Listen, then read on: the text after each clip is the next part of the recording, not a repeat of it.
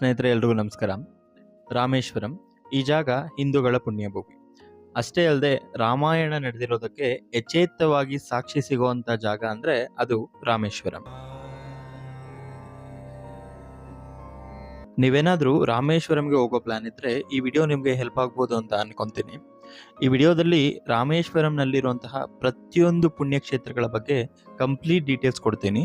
ವಿಡಿಯೋನ ಸ್ಕಿಪ್ ಮಾಡ್ದಂಗೆ ಪೂರ್ತಿ ನೋಡಿ. ಬೆಂಗಳೂರಿಂದ 550 ಕಿಲೋಮೀಟರ್ ದೂರದಲ್ಲಿರೋ ಈ ರಾಮೇಶ್ವರಂಗೆ ಬಸ್ನಲ್ಲಿ ಆ್ಯಂಡ್ ಟ್ರೈನಲ್ಲಿ ಹೋಗ್ಬೋದು. ಬಸ್ಸಲ್ಲಾಗ್ಲಿ ಟ್ರೈನಲ್ಲಾಗ್ಲಿ ಡೈರೆಕ್ಟ್ ರಾಮೇಶ್ವರಂ ದೇವಸ್ಥಾನದ ಹತ್ರನೇ ನಿಲ್ಲಿಸ್ತಾರೆ. ಈ ರಾಮೇಶ್ವರಂನಲ್ಲಿ ಕಮ್ಮಿ ಬಜೆಟ್ನಲ್ಲಿ ತುಂಬಾ ಚೆನ್ನಾಗಿರುವಂತಹ ಸ್ಟೇಯಿಂಗ್ ಹೋಟೆಲ್ಸ್ ಸಿಗುತ್ತೆ. ನೀವು ದೇವಸ್ಥಾನದ ಪಕ್ಕದಲ್ಲೇ ಸ್ಟೇ ಆಗಿ ಫ್ರೆಶ್ ಅಪ್ ಆಗ್ಬೋದು.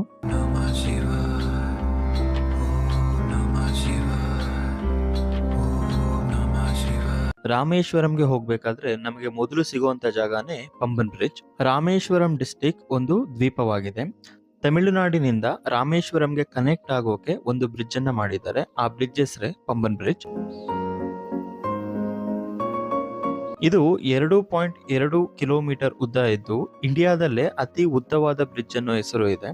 ಈ ಪಂಬನ್ ಬ್ರಿಡ್ಜ್ 1915ನೇ ಇಸ್ವಿಯಲ್ಲಿ ನಿರ್ಮಾಣ ಮಾಡಿದ್ದಾರೆ. ಇಲ್ಲಿ ರೈಲ್ವೆ ಟ್ರ್ಯಾಕ್ ಕೂಡ ಇದೆ. ಈ ರೈಲ್ವೆ ಟ್ರ್ಯಾಕ್ ಪ್ರಪಂಚದಲ್ಲಿ ಇರುವಂತಹ ಡೇಂಜರಸ್ ರೈಲ್ವೆ ಟ್ರ್ಯಾಕ್ಗಳಲ್ಲಿ ಇದು ಕೂಡ ಒಂದಾಗಿದೆ.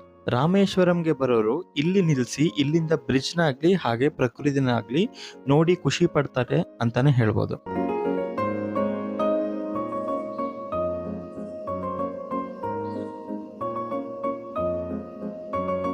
ಪಂಬನ್ ಬ್ರಿಡ್ಜ್ ನೋಡಾದ್ಮೇಲೆ ಅಲ್ಲಿಂದ ನಾವು ಅಗ್ನಿತೀರ್ಥಂ ಹಾಗೂ ರಾಮನಾಥ ಸ್ವಾಮಿ ಟೆಂಪಲ್ ಕಡೆ ಹೊರಡಬಹುದು.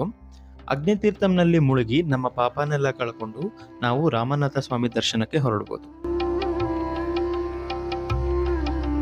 ಈ ರಾಮನಾಥ ಸ್ವಾಮಿ ಟೆಂಪಲ್ ಬಗ್ಗೆ ಡೀಟೇಲ್ಡ್ ವಿಡಿಯೋ ಮಾಡಿ ಅಪ್ಲೋಡ್ ಮಾಡಿದ್ದೀನಿ. ನೀವೇನಾದ್ರೂ ವಿಡಿಯೋ ನೋಡಿಲ್ಲ ಅಂದ್ರೆ ಐ ಕಾರ್ಡ್ ನಲ್ಲಿ ಹಾಕಿರ್ತೀನಿ, ವಿಡಿಯೋ ನೋಡಿ ಅಂಡ್ ಈ ದೇವಸ್ಥಾನದ ಬಗ್ಗೆ ಹೆಚ್ಚಿನ ಇನ್ಫಾರ್ಮೇಶನ್ ತಿಳ್ಕೊಳ್ಳಿ. ರಾಮನಾಥ ಸ್ವಾಮಿಯ ದರ್ಶನ ಆದ್ಮೇಲೆ ಅಲ್ಲಿಂದ ನಾವು ರಾಮಪಾದಂ ಕಡೆ ಹೊರಡ್ಬೋದು. ಈ ರಾಮಪಾದಂ ಅನ್ನೋ ಜಾಗದಲ್ಲಿ ಒಂದು ಚಿಕ್ಕದಾದಂತಹ ದೇವಸ್ಥಾನವಿದೆ. ಈ ದೇವಸ್ಥಾನದಲ್ಲಿ ರಾಮರ ಪಾದ ಪೂಜೆ ಮಾಡ್ತಾರೆ.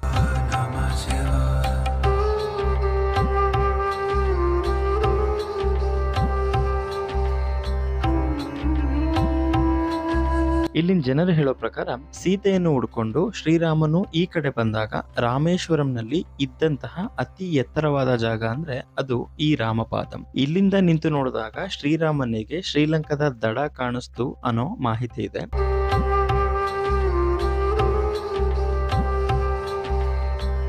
ಇದಲ್ದೇನೆ ಇನ್ನೊಂದು ಕತೆ ಕೂಡ ಇದೆ. ಆಂಜನೇಯನ್ನು ಸೀತಾಮಾತೆಯನ್ನ ನೋಡ್ಕೊಂಡ್ ಬಂದೆ ಅಂತ ರಾಮನಿಗೆ ಹೇಳಿದಾಗ ರಾಮ ಹಾಗೂ ವಾನರ ಸೇನೆ ಇದೇ ಜಾಗದಲ್ಲಿ ಇದ್ರು ಅನ್ನೋ ಮಾಹಿತಿ ಕೂಡ ಇದೆ. ಈ ಜಾಗದಲ್ಲಿ ನಿಂತ್ಕೊಂಡು ಕಂಪ್ಲೀಟ್ ರಾಮೇಶ್ವರಂನೇ ನಾವು ನೋಡ್ಬೋದು. ಬಿಕಾಸ್ ಈ ಜಾಗ ಅಷ್ಟು ಎತ್ತರದಲ್ಲಿದೆ.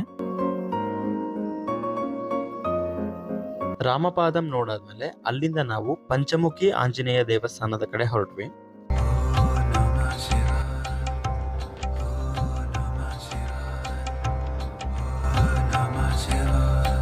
ಇಲ್ಲಿನ ಸ್ಥಳೀಯರು ಹೇಳೋ ಪ್ರಕಾರ ಆಂಜನೇಯರು ತಮ್ಮ ಪಂಚಮುಖಿ ದರ್ಶನವನ್ನು ಇಲ್ಲೇ ಕೊಟ್ಟಿದ್ದಾರೆ ಅನ್ನೋ ನಂಬಿಕೆ ಎಲ್ಲರಲ್ಲಿದೆ.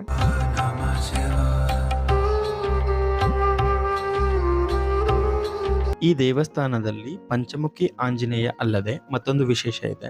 ಆ ವಿಶೇಷ ಏನು ಅಂತ ನೋಡೋದಾದ್ರೆ ರಾಮೇಶ್ವರಂ ಹಾಗೂ ಶ್ರೀಲಂಕಾದ ನಡುವೆ ಒಂದು ಸೇತುವೆನ ಕಟ್ಟಿದ್ದಾರೆ ಅನ್ನೋದು ನಮ್ಗೆಲ್ಲ ಗೊತ್ತಿದೆ. ಆ ಸೇತುವೆ ಕಟ್ಟಬೇಕಾದ್ರೆ ಸಹಾಯವಾದಂತಹ ತೇಲುವ ಕಲ್ಲುಗಳಲ್ಲಿ ಕೆಲವೊಂದು ಕಲ್ಲುಗಳನ್ನ ನಾವು ಈ ದೇವಸ್ಥಾನದಲ್ಲಿ ನೋಡಬಹುದು. ಪಂಚಮುಖಿ ಆಂಜನೇಯ ದೇವಸ್ಥಾನ ನೋಡಾದ್ಮೇಲೆ ಅಲ್ಲಿಂದ ನಾವು ವಿಲ್ಲುಂಡಿ ತೀರ್ಥಂ ಕಡೆ ಹೊರಡಬಹುದು. ಈ ವಿಲ್ಲುಂಡಿ ತೀರ್ಥಂ ರಾಮೇಶ್ವರಂ ಬಸ್ ಸ್ಟಾಪ್ ಇಂದ 6 ಕಿಲೋಮೀಟರ್ ದೂರದಲ್ಲಿದೆ.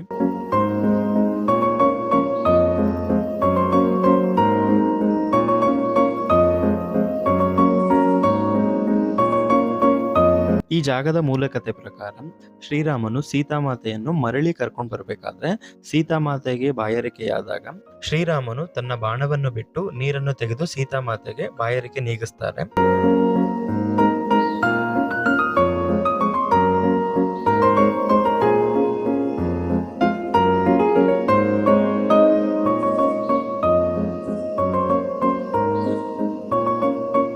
ಈ ಬಾವಿ ಸಮುದ್ರದಲ್ಲೇ ಇದ್ರೂ ಕೂಡ ನೀರು ತುಂಬಾ ಸಿಹಿಯಾಗಿದೆ. ನೀವು ರಾಮೇಶ್ವರಂಗೆ ಹೋದಾಗ ಈ ಜಾಗನ ಮಿಸ್ ಮಾಡ್ಕೊಳ್ಳೇಬೇಡಿ. ತುಂಬಾ ಚೆನ್ನಾಗಿರುವಂತ ಜಾಗ ಇದು. ವಿಲ್ಲುಂಡಿ ತೀರ್ಥಂನಲ್ಲಿ ತೀರ್ಥ ಸೇವನೆ ಮಾಡಾದ್ಮೇಲೆ ಅಲ್ಲಿಂದ ನಾವು ಡಾಕ್ಟರ್ APJ ಅಬ್ದುಲ್ ಕಲಾಂ ಅವರ ಮನೆ ಕಡೆ ಹೊರಡಬಹುದು.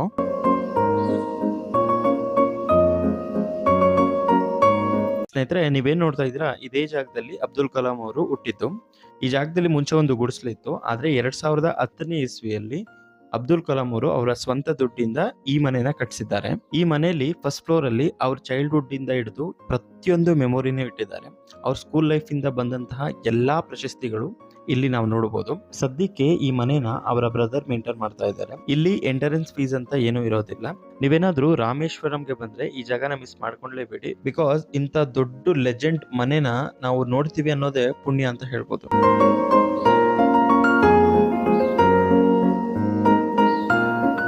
ಡಾಕ್ಟರ್ APJ ಅಬ್ದುಲ್ ಕಲಾಂ ಅವರ ಮನೆ ನೋಡಾದ್ಮೇಲೆ ಅಲ್ಲಿಂದ ನಾವು ಅಬ್ದುಲ್ ಕಲಾಂ ಅವರ ಮೆಮೋರಿಯಲ್ ಕಡೆ ಹೊರಡಬಹುದು. ಅಬ್ದುಲ್ ಕಲಾಂ ಅವರ ಅಂತ್ಯಕ್ರಿಯೆ ನಡೆದಂತ ಜಾಗದಲ್ಲೇನೆ ಮೆಮೋರಿಯಲ್ ಮಾಡಿದ್ದಾರೆ. ಈ ಮೆಮೋರಿಯಲ್ 2.2 ಎಕರೆ ಜಾಗದಲ್ಲಿದ್ದು 2017ನೇ ಇಸ್ವಿಯಲ್ಲಿ ಕಂಪ್ಲೀಟ್ ಮಾಡಿದ್ದಾರೆ. ಈ ಜಾಗದಲ್ಲಿ ಅಬ್ದುಲ್ ಕಲಾಂ ಅವರಿಗೆ ಇಷ್ಟವಾಗಿರುವಂತಹ ಕೆಲಸದ ಬಗ್ಗೆ ಅಂಡ್ ಅವರು ಏನೇನ್ ಅಚೀವ್ ಮಾಡಿದ್ದಾರೆ ಪ್ರತಿಯೊಂದನ್ನು ನಾವು ಕೂಡ ನೋಡಬಹುದು. ನೀವು ರಾಮೇಶ್ವರಂಗೆ ಹೋದಾಗ ಈ ಅಬ್ದುಲ್ ಕಲಾಂ ಮೆಮೋರಿಯನ್ನ ಮಿಸ್ ಮಾಡ್ಕೊಂಡ್ಲೇಬೇಡಿ.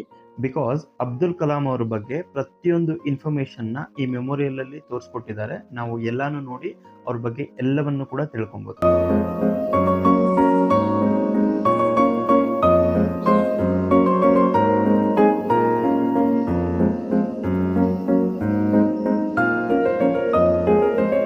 ಸ್ನೇಹಿತರೆ, ಫೈನಲಿ ಇದಾಗಿತ್ತು ರಾಮೇಶ್ವರಂ ಬಗ್ಗೆ ನನ್ನಿಂದ ಆದಂತಹ ಇನ್ಫಾರ್ಮೇಶನ್.